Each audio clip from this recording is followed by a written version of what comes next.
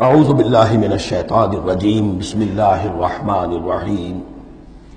اب وہ مقام آ گیا جسے میں نے اس سورہ کے عمود کا ذروہ سنام قرار دیا ہے۔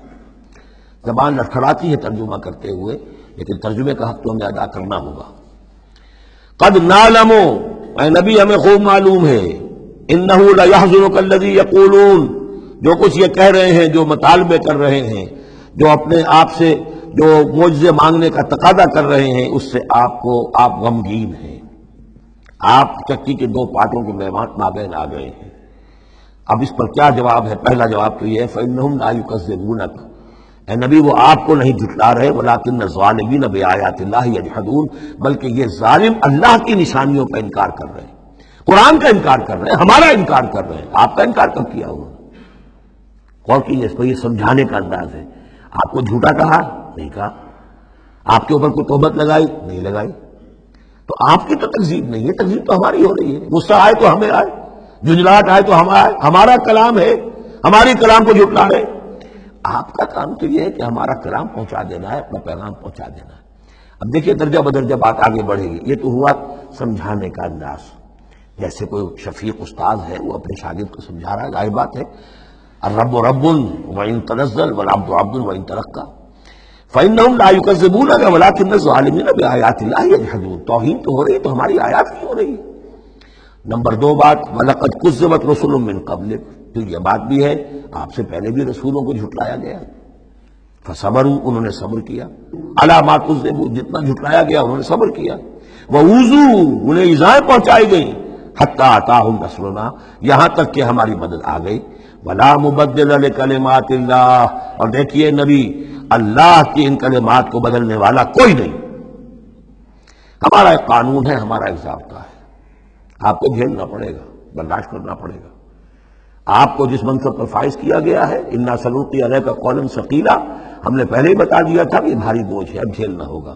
وَلَقَدْ جَاءَكَ مِن نَّبَإِ الْمُرْسَلِينَ، اور آپ کے پاس رسولوں کی خبریں آ چکی ہیں۔ آپ کے علم میں ہے کہ ہمارے بندے نوح نے 950 برس تک صبر کیا تھا۔ اور اب اس کے بعد تلخ ترین بات آ رہی ہے، وَإِن كَانَ كَبُرَ عَلَيْكَ إِعْرَاضُهُ، اور اگر آپ پر بہت شاق گزر رہا ہے ان کا اعراض، فَإِنِ اسْتَطَعْتَ، تو اگر آپ میں طاقت ہے، أَن تَبْتَغِيَ نَفَقًا فِي الْأَرْضِ، کہ کوئی زمین میں کوئی سرنگ لگا لیں، اور سلمًا فِي السَّمَاء، یا آسمان کے اوپر کوئی سیڑھی لگا لیں، فَتَأْتِيَهُم بِآیَةٍ، تو لے آئیے آیت جہاں سے لا سکتے ہیں، ہم نہیں دکھائیں گے۔ کس قدر انداز جو ہے حضور صلی اللہ علیہ وسلم سے گفتگو ہو رہی ہے۔ ان استطاعت، طاقت ہے تو لے آؤ، ہم نہیں دکھائیں، ہمارا فیصلہ اٹل ہے۔ وَإِن كَانَ كَبُرَ عَلَيْكَ إِعْرَاضُهُمْ فَإِنِ اسْتَطَعْتَ أَن تَبْتَغِيَ نَفَقًا فِي الْأَرْضِ أَوْ سُلَّمًا فِي السَّمَاءِ فَتَأْتِيَهُمْ آیَةٌ وَلَوْ شَاءَ اللَّهُ لَجَمَعَهُمْ عَلَى الْهُدَىٰ، اور اے نبی اگر اللہ چاہتا تو ان سب کو ہدایت پر جمع کر دیتا، آنے واحد میں وہ سب کو نیک بنا دے، اس کا اختیار نہیں۔ اب دیکھیے سخت ترین لفظ آ رہا ہے، فَلَا تَكُونَنَّ مِنَ الْجَاهِلِينَ۔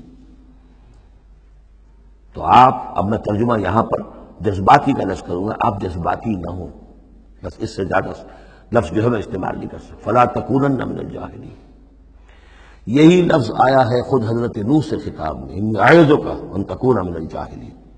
جب حضرت نوح علیہ السلام نے کہا تھا کہ اللہ یہ میرا بیٹا، تیرا وعدہ تھا کہ میرے اہل کو تو بچا لے گا، یہ میری نگاہوں کے سامنے میرا بیٹا غرق ہو گیا، إِنَّ ابْنِي مِنْ أَهْلِي، میرا بیٹا تو میرے اہل میں تھا۔ لیکن جواب جو ملا ہے وہ آپ سورہ ہود میں جا کے پڑھیں گے، بڑا سخت ہے۔ 950 برس تک جس اللہ کے بندے نے چاکری کی ہے اللہ کی، اللہ کے دین کی دعوت پھیلائی ہے، محنت کی ہے، مشقت کی ہے، لیکن یہ بات بھی اللہ کی شان جو ہے بہت بلند ہے، بہت بلند ہے، بہت بلند ہے۔ ظاہر بات ہے کہ یہاں اے نبی اگر آپ چاہتے ہیں، اگر یہی بات ہے کہ سب کو ہدایت پر لے آنا، تو ہمارے لیے کیا مشکل ہے؟ آنے واحد میں سب کے سب ابو بکر صدیق بن جائیں گے، ایک آنے واحد میں ہم سب کو بگاڑنا چاہیں، سب کے سب جو ہے وہ ابلیس بن جائیں گے آنے واحد میں۔ یہ تو کوئی بات نہیں ہے، یہ تو امتحان ہے، آزمائش ہے۔ جس کو چاہنا ہے، جو چاہتا ہے، حق کا طالب ہے، اس کو حق مل جائے۔ فَلَا تَكُونَنَّ مِنَ الْجَاهِلِينَ إِنَّمَا يَسْتَجِيبُ الَّذِينَ يَسْمَعُونَ، یقیناً سن لیں گے اور قبول کر لیں گے وہ لوگ کہ جو سنتے ہیں، یعنی حقیقتاً سنتے ہیں۔ وَالْمَوْتَىٰ يَبْعَثُهُمُ اللَّهُ، اور جو مردہ ہیں، نظر آتے ہیں زندہ، حقیقت میں مردہ ہیں۔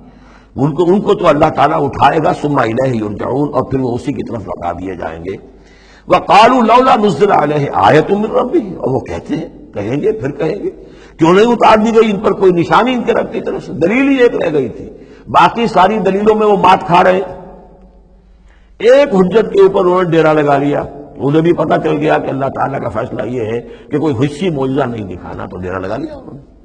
لیکن اس میں جیسا کہ میں نے پھر وہی لفظ زبان کو لگا، ذیق میں حضور کی جان آ گئی۔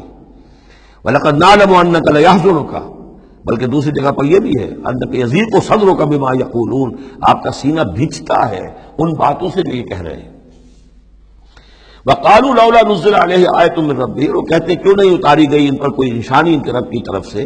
قُلْ إِنَّ اللَّهَ قَادِرٌ، کہہ دو اللہ تعالیٰ قادر ہے عَلَىٰ يُنَزِّلَ آیَةً، کہ وہ بڑی سے بڑی نشانی اتار دے، وَلَٰكِنَّ أَكْثَرَهُمْ لَا يَعْلَمُونَ، لیکن یہ ان میں سے اکثر لوگ جانتے نہیں۔ کیا نہیں جانتے؟ کہ اس طرح کا معجزہ دکھانے کا نتیجہ کیا نکلے گا، ان کی مہلت ختم ہو جائے گی۔ یہ ہماری رحمت ہے کہ ابھی ہم یہ معجزہ نہیں دکھا رہے۔ یہ بدبخت جس کو جہاں مورچہ لگا کر کھڑے ہو گئے ہیں، انہیں پتہ نہیں ہے کہ یہ ان کے لیے ہماری رحمت کا ظہور ہے، ہم ابھی مہلت دینا چاہتے ہیں، شاید ان میں سے یہ دودھ اور بلویا جائے کہ شاید ابھی کچھ اور مکھن نکل آئے۔ صدق اللہ العظیم۔